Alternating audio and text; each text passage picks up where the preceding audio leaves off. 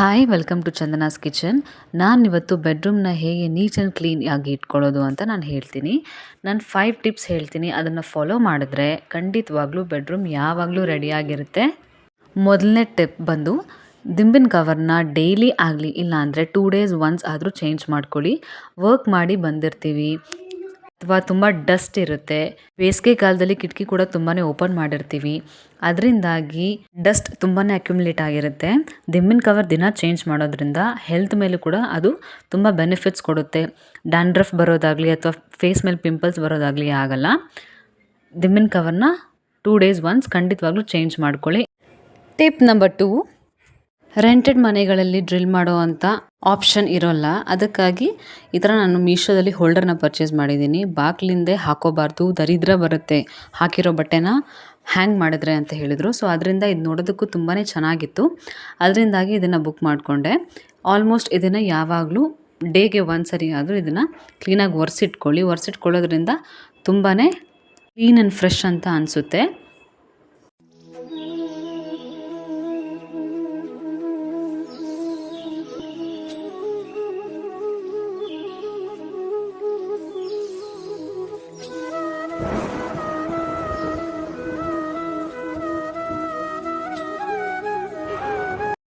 ಮತ್ತು ರೂಮಲ್ಲಿ ಖಂಡಿತವಾಗ್ಲೂ ಒಂದು ಗ್ರೀನರಿನ ಆ್ಯಡ್ ಮಾಡ್ಕೊಂಡಿರಿ. ಇದು ನನ್ನ ಟಿಪ್ ನಂಬರ್ 3. ಒಂದು ವೇಳೆ ಗ್ರೀನ್ ಅಲ್ಲಿರೋ ವಾತಾವರಣಕ್ಕೆ ಬೆಳೆಯಲ್ಲ ಅಂತಂದರೆ ನಾನು ಇದನ್ನು ಮೀಶೋದಿಂದ ಪರ್ಚೇಸ್ ಮಾಡಿದ್ದೀನಿ. ಇದು ಒಂದು ಪ್ಲಾಸ್ಟಿಕ್ ಪ್ಲ್ಯಾಂಟ್ ತುಂಬಾ ಚೆನ್ನಾಗಿರುತ್ತೆ ಮತ್ತು ರೂಮ್ಗೆ ಒಳ್ಳೆ ವೈಬ್ನ ಕೂಡ ಕೊಡುತ್ತೆ. ಗ್ರೀನಾಗಿ ತುಂಬಾ ಚೆನ್ನಾಗಿ ಕಾಣಿಸುತ್ತೆ. ಈ ಥರ ಇಟ್ಕೊಂಡಾಗ ನಿಮಗೆ ರೂಮ್ಗೆ ಎಂಟ್ರಿ ಆದ ತಕ್ಷಣ ತುಂಬಾ ಫ್ರೆಶ್ ಫೀಲ್ ಕೊಡುತ್ತೆ. ಅದರಿಂದಾಗಿ ಗ್ರೀನ್ ತುಂಬಾ ಮುಖ್ಯ ಮನೇಲಿ. ಆಲ್ಮೋಸ್ಟ್ ಸ್ನೇಕ್ ಪ್ಲ್ಯಾಂಟ್ನ ಪರ್ಚೇಸ್ ಮಾಡಿ ಇಟ್ಕೊಳ್ಳೋದು ನೋಡಿ. ಸ್ನೇಕ್ ಪ್ಲ್ಯಾಂಟ್ ಆಕ್ಸಿಜನ್ನ ತುಂಬ ರಿಲೀಸ್ ಮಾಡುತ್ತೆ. ಅದರಿಂದಾಗಿ ನಾನು ಒರೆಸಿಟ್ಕೋತಿದ್ದೀನಿ. ಅದ್ರ ಮೇಲೂ ಕೂಡ ಧೂಳು ತುಂಬಾ ಅಕ್ಯುಮುಲೇಟ್ ಆಗಿರುತ್ತೆ. ಒರೆಸಿಟ್ಕೊಳ್ಳೋದ್ರಿಂದ ರೂಮ್ ಯಾವಾಗಲೂ ಫ್ರೆಶ್ ಆ್ಯಂಡ್ ಕ್ಲೀನ್ ಅಂತ ಅನಿಸ್ತಿರುತ್ತೆ. ಟಿಪ್ ನಂಬರ್ 4, ನೀವು ಮಲಗೋ ಜಾಗ ಪಕ್ಕದಲ್ಲಿ ಯಾವಾಗಲೂ ಒಂದು ಚಿಕ್ಕ ಸ್ಟಡಿ ಟೇಬಲ್ನ ಇಟ್ಕೊಂಡಿರಿ. ತುಂಬ ಚಿಕ್ಕದು, ತುಂಬಾ ಚೆನ್ನಾಗಿರುತ್ತೆ. ಇದನ್ನು ಕೂಡ ನಾನು ಮೀಶೋದಲ್ಲೇ ಪರ್ಚೇಸ್ ಮಾಡಿದ್ದು. ಇದು ಒಂದು 640 650 ಅಷ್ಟು ಕಾಸ್ಟ್ ಆಯಿತು. ತುಂಬಾ ವರ್ತ್ ಅನಿಸುತ್ತೆ. ತುಂಬಾ ಸ್ಟ್ರಾಂಗಾಗಿ ಕೂಡ ಇದೆ. ಅದರ ಮೇಲೆ ಚಿಕ್ಕದೊಂದು ವಾಸ್ ಇಟ್ಕೊಂಡಿದ್ದೀನಿ. ಪೀಕಾಕ್ ಫೆದರ್ಸ್ ಹಾಕಿ ಇಟ್ಕೊಂಡಿದ್ದೀನಿ. ಪೀಕಾಕ್ ಫೆದರ್ಸ್ ಹಾಕೋದ್ರಿಂದ ಈ ಲಿಸರ್ಡ್ಸ್ ಅನ್ನೋದು ಬರಲ್ಲ.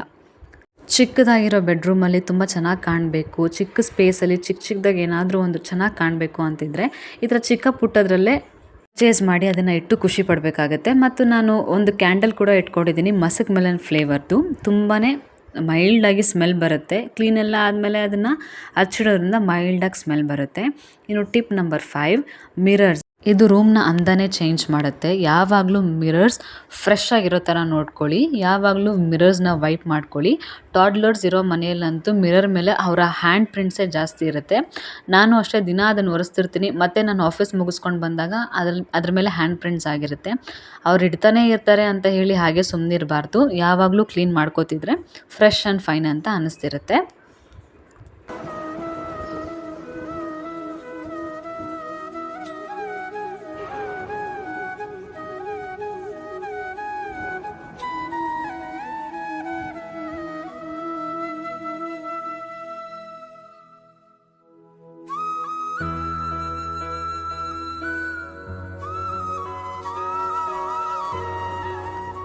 ಇನ್ನು ಟಿಪ್ ನಂಬರ್ 6, ಬೆಡ್ ಕೆಳಗಿರಲಿ ಮಂಚದ ಮೇಲಿರಲಿ ಅಥವಾ ಕೆಳಗಿರಲಿ, ಯಾವಾಗಲೂ ಅಷ್ಟೇ ಬೆಡ್ ಹತ್ತೋಕ್ಕಿಂತ ಮುಂಚೆ ಒಂದು ಮ್ಯಾಟ್ನ ಹಾಕಿರಿ. ನಾನು ಇಲ್ಲಿ ನಾನ್ ಸ್ಕಿಡ್ ಮ್ಯಾಟ್ ಒಂದು ಹಾಕಿ ಅದ್ರ ಮೇಲೆ ರನ್ನರ್ ಹಾಕ್ತಿದ್ದೀನಿ.